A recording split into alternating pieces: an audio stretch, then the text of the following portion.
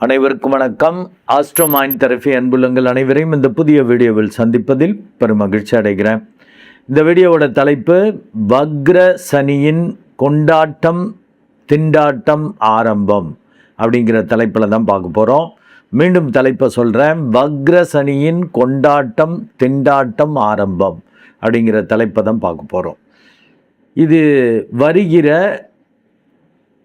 27/7/2026 அன்று சனி பகவான் வக்ரம் பெறுகிறார். எதுவரைக்கும் வக்ரகதியில் பயணிக்கிறார் அப்படின்னா 10/12/2026 வரைக்கும், கிட்டத்தட்ட 4.5 மாதங்கள் அவர் வக்ரகதியில் பயணிக்க போகிறார். 11/12/2026 முதல் நேர்கதியில். அப்போ இந்த வக்ரகதியில் பயணிக்கிறதால என்ன மாதிரி பலாபலன்கள் இந்த 12 ராசிகளுக்கும் ஏற்பட போது, அவங்களுக்கான இந்த அறிவுறுத்தல்கள் என்ன அப்படிங்கிறது தான் இந்த வீடியோஸில் பார்க்க போகிறோம். இப்போ இந்த சனி பகவான் வக்ரகதியில் பயணிக்கிறாருன்னா அது சூரியனுடைய மூமெண்ட்டு படி அது வக்ரமாகும்.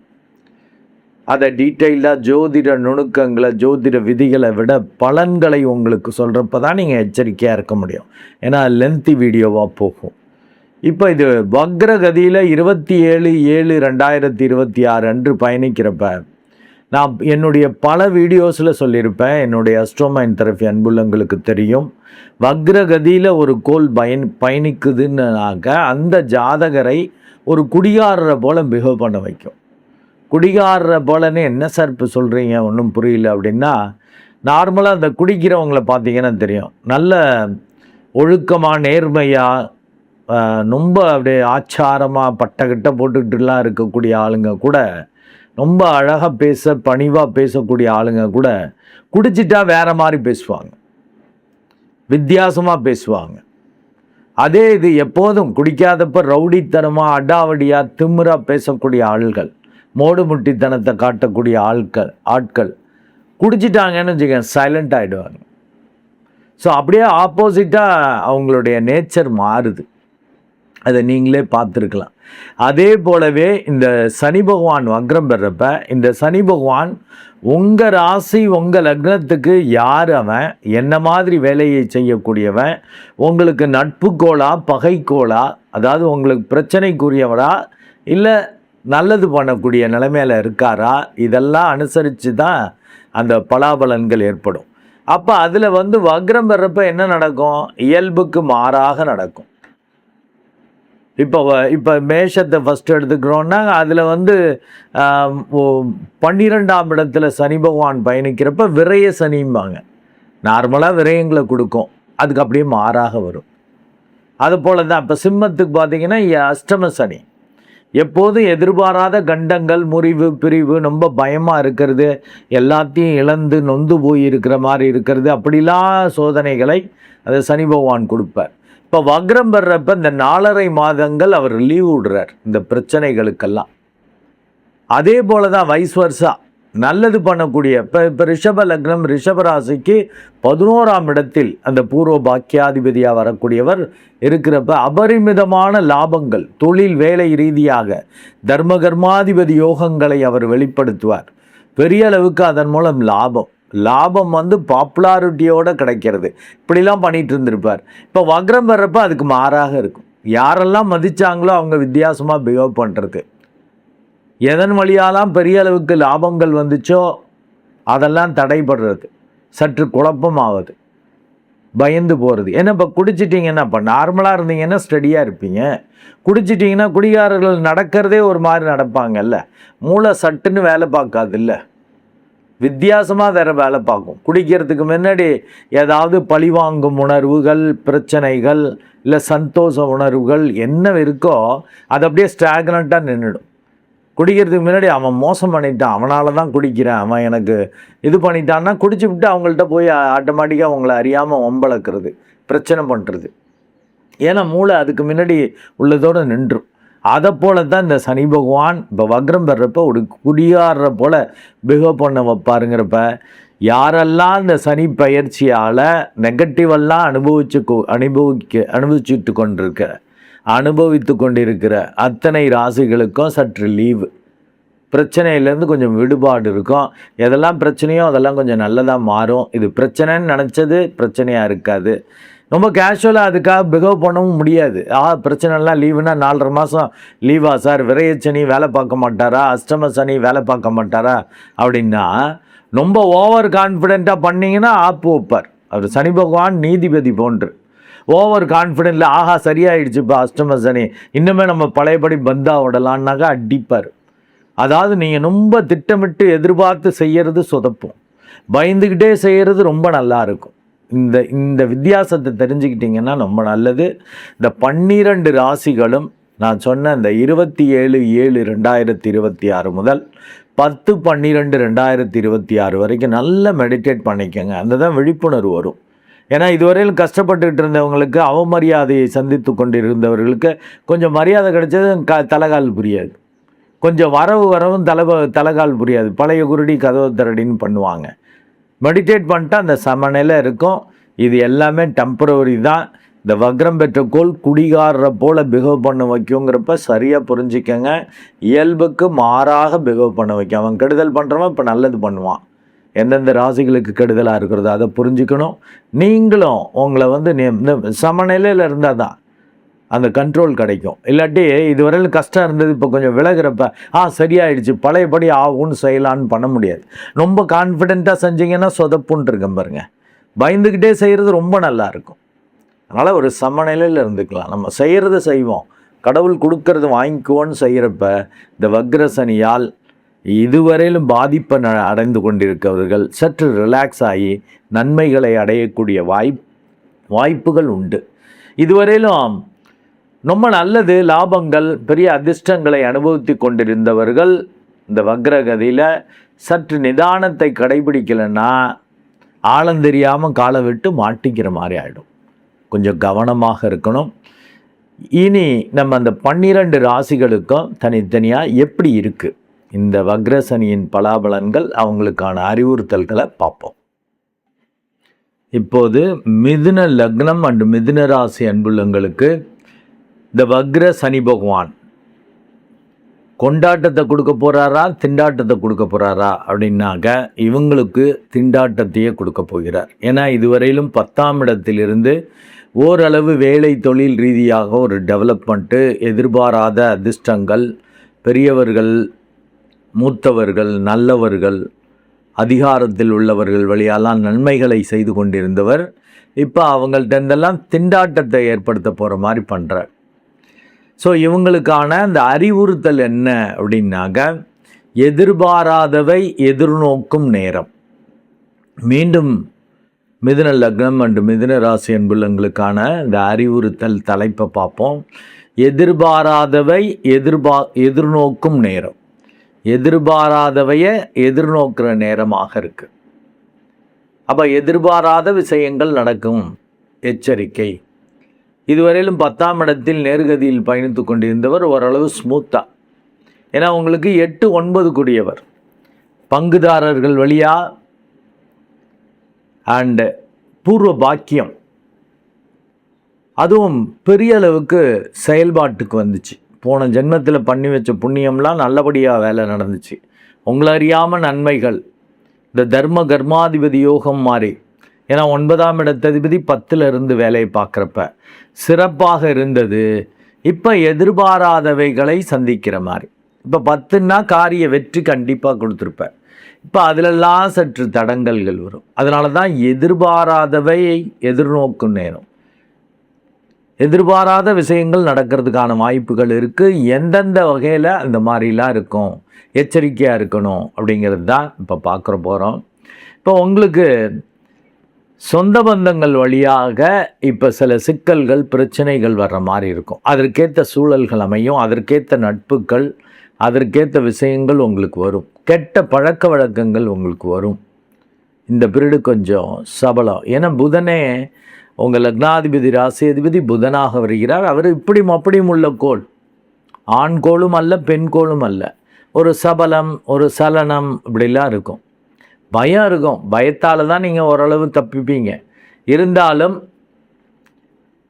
பயம் ஒரு நல்லதுக்கு பயப்படுறது நல்லது, கெட்டதுக்கும் நான் வந்து பயப்பட மாட்டேன், எதை வேணாலும் செய்வேங்கிற மாதிரி இப்போ மாறி செய்வீங்க. பயம் இருக்கிறது இப்போ பயம் தெளிவாகும். ஏன்னா வக்ரம் பெறப்ப நான் ஏற்கனவே சொல்லியிருக்கேன்ல இன்ட்ரோடக்ஷனில், உங்கள் இயல்புக்கு மாறாக பிஹேவ் பண்ணுவீங்க. இப்போ பயந்தாங்குழியாக இருக்கிறவங்க ஓவராக கான்ஃபிடெண்ட்டாக ஆகும்னு பண்ணிடுவீங்க. ஒரு குடிகாரனை போல் பிஹேவ் பண்ணிடுவீங்க. நல்லவங்களாக இருந்து கொண்டிருப்பவர்கள் மாறாக பிஹேவ் பண்ணுறதுக்கான வாய்ப்புகள் உண்டு. அதனால் சொந்த பந்தங்கள் வழியாக, சொத்துக்கள் வழியாக, வித்தை திறமை வழியாக பாதிப்புகளை ஏற்படுத்தும். இப்போதைக்கு மேஜர் டிசிஷன்லாம் வேண்டாம், அது சொதப்பிடுவீங்க. ஏதாவது கையெழுத்து போடுறதா இருக்கட்டும், சொத்தை வச்சுட்டு சொத்து ப்ராப்பராக இருக்கான்லாம் பார்த்துக்கணும். உங்கள் பேரில் இருக்கும், வேறு யாராவது அனுபவிச்சுட்ருப்பாங்க. அது உங்கள் சொந்தங்களாக இருக்கலாம், இல்லை நீங்களே, இல்லை அப்பா அம்மா அந்த அவங்க குத்தகை விட்டவங்களாக இருக்கலாம். அதெல்லாம் கொஞ்சம் அவங்க வழியாலாம் சில சிக்கல்கள் பிரச்சனைகள் வர்றதுக்கான வாய்ப்புகள் இருக்குது. அது வந்து இந்த 4.5 மாதத்தில் எதுவும் தீர்க்க முடியாது. கம்முன்னு இருக்கணும். இப்போ போய் அதை காம்ப்ளிகேட் பண்ணிக்கக்கூடாது, இப்போ போய் கேட்கக்கூடாது, இப்போ போய் அதை சரி பண்ணணும்னு இறங்கக்கூடாது. ஒரு 4.5 மாதங்கள், அதாவது 27/7/2026 10/12 வரைக்குமே அவர் வந்து வக்ரத்தில் பயணிக்கிறதால அந்த 4.5 மாதங்கள் அப்ராக்சிமேட்டாக அந்த 4.5 மாதம் கவனமாக இருக்கணும். அங்கே திண்டாட்டம் தான் நம்மளுக்கு வரப்போகுதுங்கிறப்ப வம்பு வச்சுக்கூடாது அளவோட. இப்போ நேரம் சரியில்லைன்னா என்ன பண்ணணும்? புதிய காரியங்கள், புதிய முயற்சிகள், புதிய இது மனசுக்கு தோன்றதெல்லாம் அப்படியே செய்கிறதுங்கிறது பண்ணக்கூடாது. எதாக இருந்தாலும் அவசியமான விஷயங்களை ஒண்டி ஆழ்ந்து யோசித்து செய்யணும். கேஷுவலாக எப்போது நடக்கக்கூடிய அன்றாட நடவடிக்கைகள் அதெல்லாம் செய்யலாம், அதை பற்றி பிரச்சனை இல்லை. அங்கே ஏதாவது பிரச்சனை வருது அப்படின்னா புதுசாக முடிவெடுக்கக்கூடாது. ஒரு பெரிய மாறுதல் பண்ணுற மாதிரிலாம் முடிவெடுக்கிறது சிக்கலாக போகும். அதனால் உங்கள் வித்தை திறமைக்கு பாதிப்பு வரும். இப்போ சொதப்போம், எல்லாத்தையும் கேஷுவலாக முடிச்சு கொண்டு இருந்தவங்க இப்போ உங்களால் சரியாக பண்ண முடியாது, வேலையை சரியாக முடிக்க முடியாது, கெட்ட பேர் வரும். இன்னே அவ்வளவு அனுபவம் இருந்துச்சு, அவ்வளவு திறமை இருந்துச்சு, ஆமாங்க இப்படி இதாங்க ப்ரொசீஜர், இப்படி செஞ்சால் அது நல்லபடியாக ஆகணும், இப்படி செய்கிறேன் வரமாட்டேங்குது. அது கம்ப்யூட்டர் துறையில் இருக்கிறவங்களாக இருக்கட்டும், ஆர்டினரியாக ப்ராக்டிக்கலாக இருக்கிறவங்களாக இருக்கட்டும், ஏதாவது சிலையெல்லாம் வடிக்கிறவங்க, ரொம்ப ரொம்ப மைனூட்டாக வேலை பார்க்கக்கூடிய ஆள்கள், இந்த புத்திசாலித்தனமாக பிஹேவ் பண்ணக்கூடிய ஆளுங்க கூட சொதப்புவீங்க. உங்கள் வித்தை திறமைக்கு பிரச்சனை வரும். நல்லா மெடிடேட் பண்ணிட்டீங்கன்னாக்கா ஒரு நிதானம் வரும், இல்லாட்டி சொதப்பல் தான் வரும். இங்கே ஓவர் கான்ஃபிடென்ட் கூடாது. எதுவாக இருந்தாலும் நிதானமாக சொத்துக்களை டீல் பண்ணுறது, சொந்த பந்தங்களை டீல் பண்ணுறது, அண்டு உங்கள் வேலை ரீதியாகலாம் கவனமாக கேர்லெஸ்ஸாக பண்ணிங்கன்னா அத்தனை காலியும் வீணாக போயிடும், சிக்கலாயிடும். என்ன உனக்கு திறமை இருக்குது, என்ன வித்தை வச்சுருக்க நீ, வேஸ்ட்டு அப்படிங்கிற மாதிரி உங்களுக்கே ஒரு விரக்தி ஏற்படுத்தும், அலைச்சலை உருவாக்கும். கவனம் தேவை. சூழல் ஒரு மாதிரி தான் இருக்கும், சூழலை நம்பி அப்படியே இறங்கிடக்கூடாது. இப்போ நல்ல தசாபத்தி இருக்குன்னாக்கா நல்ல சூழல்கள் வெளியில் இருக்கும். இப்போ கோச்சார ரீதியாக 4.5 மாதம் சரியில்லைங்கிறப்ப பெருசாக அதில் ஏதாவது செஞ்சு காம்ப்ளிகேட் பண்ணி நல்ல சூழலை பிரட்டிலாம் உருட்டிலான்னு செய்கிறப்ப இந்த 4.5 மாதம் உங்களுக்கு திண்டாட்டம் ஏற்படுற மாதிரி, நீங்களே வில்லங்கத்தை விலைக்கு வாங்குற மாதிரி ஆகும். 4.5 மாதம் கம்முன்னு இருந்துடும். நல்ல தசாபத்தி இருந்தால் 4.5 மாதம் ரெண்டு நல்லாயிருக்கும், சூப்பராக செஞ்சிட்ருக்கலாம். இப்போ கெட்ட தசாபத்தியாக இருக்குது அப்படின்னா இப்போ ரெண்டுமே டேஞ்சராக இருக்கிறப்ப ரொம்ப பாதிக்கப்படுற மாதிரி இருக்கும். அப்போ நல்லா மெடிடேட் பண்ணிக்கணும். சில பேருக்கு அந்த வயசுக்கு ஏற்றபடி, ஏன்னா சனி பகவான்கிறப்ப ஆயுள் காரகன்கிறப்ப உடல் பொதுவாக பாதிக்கப்படுறது, மனசு பாதிக்கப்படுறது, மூளை சரியாக வேலை பார்க்கறது இல்லை நரம்புகளில் பிரச்சனைகள் வர்றது, இதெல்லாம் ஏற்படுத்துவார். ஒரு ஸ்டடியாக இருக்க முடியாது, கண்டங்கள் ஏற்பட வாய்ப்பு உண்டு. யாரையும் நம்பக்கூடாது, எந்த சூழலையும் நம்பி இறங்கிடக்கூடாது, யாரை நம்பியும் அப்படியே பெருசாக முடிவெடுக்கக்கூடாது, பெருசாக ஏதாவது காரியங்கள் வேலை தொழிலை ஆரம்பிக்கக்கூடாதுங்கிறதுலாம் கவனமாக இருக்கணும். அது மாரகத்திற்கு ஒப்பான கண்டங்களை கொடுக்குற மாதிரி அந்த சூழலோ நட்போ அந்த பார்ட்னரோ அப்படி பண்ணிட்டு போயிடுவாங்க. ரொம்ப கவனமாக இருக்கணும். அண்டு எதெல்லாம் சிக்கல் பிரச்சனை விரயமாயிட்டு இருந்துச்சோ அதெல்லாம் ஓரளவு நன்மையாக வர்ற மாதிரி கூட மாறும். சில இது வாண்டடாக நீங்கள் வந்து திண்டாடுற மாதிரி பெருசாக செலவு பண்ணிடுவீங்க. பெருசாக உங்களுக்கு ஒரு திருப்திக்காக, நிம்மதிக்காக, சந்தோஷத்துக்காக செய்கிறேன்னு பண்ணிடுவீங்க. ஏன்னா குடியாடுற போல தான். ரொம்ப சிக்கனமாக இருந்தாலும், கஞ்சத்தனமாக இருந்தாலும், ஓவர் லேவிஷாக செலவு பண்ணுற மாதிரி ஆகும். ஏன்னா குடியாடுற போலன்னா அப்படி தானே மாறி செய்கிறது. ஓவர் ஓட்டாண்டியாக ஆகும்னு செலவு பண்ணவர் இப்போ அப்படியே கஞ்சத்தனமாக மாறுறது. தேவையான விஷயத்தை கூட செய்யாமல் உடம்பை கெடுத்துக்கிறது, பிஸ்னஸை கெடுத்துக்கிறது. அவசியமானதை செஞ்சுக்கணும், அகலக்கால் வைக்க வேணாம். இப்போ சின்ன பிஸ்னஸில் வேலையில் சின்ன சுணக்கம் வருதுன்னா அதை சரி பண்ண கொஞ்சம் செலவுகள் பண்ணிக்கலாம். ஒரு சின்னதாக இன்வெஸ்ட்மெண்ட் பண்ணி கொஞ்சம் சரி பண்ணிக்கலாம். ஒரு குறுகிய கால அந்த ஒரு திட்டமிடுதல் தான் இருக்கணும். குறுகிய கால இலக்குகள் குறித்து தான் வேலை பார்க்கணும். நீண்ட கால இதெல்லாம் இப்போ வச்சுக்கக்கூடாது. ஏன்னா அது விரயங்களாக மாறும், கண்டங்களை ஏற்படுத்தும், சுகக்கேடுகளை இல்லை சொத்துக்கள் வழியாக இழப்பு. இப்போதைக்கு சொத்தை அடமானம் வச்சு பெருசாக கடனை வாங்கி பெரட்ட போகிறேன், வேண்டாம். இந்த 4.5 மாதம் பண்ணக்கூடாது. அப்படி வேறு வழியே இல்லை சார், தலைக்கு மேலே கத்தி இருக்கிற மாதிரி அந்த கடன் கொடுத்தவன் வந்து நிற்கிறான். ஆர்டர் வாங்கின ஆள் ப்ராஜெக்டை முடித்து கொடுக்கணுங்குது. அப்படி இப்படி நெருக்குதல் இருக்கா, நல்ல திசாபுத்தி இருக்கா, என்ன ஏதுன்னு நல்ல ஜோதிடர்கள்ட்ட பார்த்துக்கணும். ஒரு ஆளுக்கு 2 ஆள்கிட்ட பார்த்துட்டு சரி பண்ணிக்கிட்டீங்கன்னாக்கா ஓரளவு உங்களுக்கு தெளிவு வந்துடும்.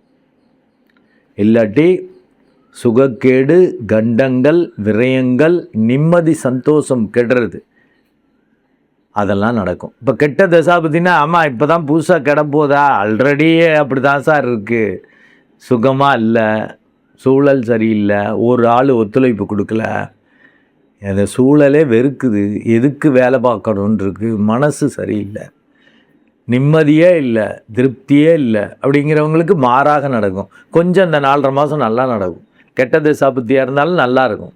இதுதான் கன்ஃபியூஷன் ஆகும். ஸோ இந்த 4.5 மாதத்தில் இப்போ திண்டாட்டம் வந்ததால் ரொம்ப நொந்துக்கிறது கூடாது. மிதுன லக்னம், மிதுன ராசி, பயப்படாதீங்க, 4.5 மாதம்ட்டு நல்லா ஆகிடும். அது மாதிரி மற்ற ராசிகள் கொண்டாட்டம் வரக்கூடியவங்களும் அப்படியே ஓவராக கொண்டாடினாலும் மாட்டிக்குவீங்கன்னு இருக்கேன். ஸோ மிதுன லக்னம் அண்டு மிதுன ராசி அன்புள்ளங்கள் நல்ல நிதானமாக உங்கள் திறமை வித்தையை வெளிப்படுத்துங்க. யாருக்கிட்டேயும் எந்த ப்ராப்ளம்ஸ், குறிப்பாக சொந்த பந்தங்கள், அவங்கள்ட்ட பார்ட்னர், நெருங்கிய நட்புகள், அவங்க வழியாக.